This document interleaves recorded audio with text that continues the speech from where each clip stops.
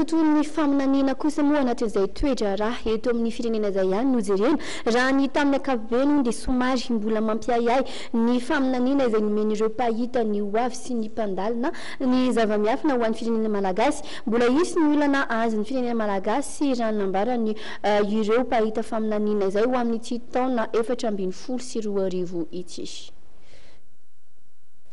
Raha araka ny fahitana ny zava-miafina hoentin'ny taona 2024 izay nomen'ireo mpahita avy any amin'ny faritra Antemoro dia mbola inona no mety hisy olana eto amin'ny firenena.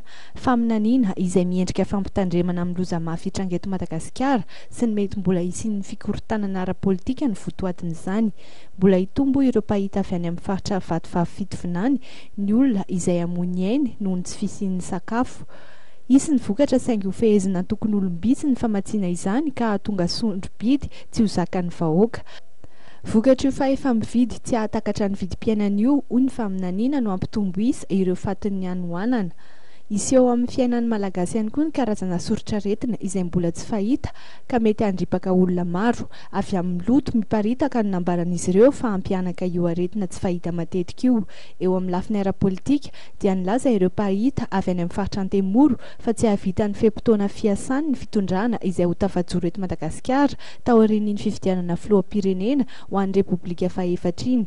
Tsy hitondra mihoatra ny 2 taona izay ho filoha sy mpiara-miasa aminy dia mety mbola hiverina indray ny alatsinainy mainty sy ny sabotsy mihosin-drà toy ny tamin'ny taona 2024 ireo mpaminany ireo.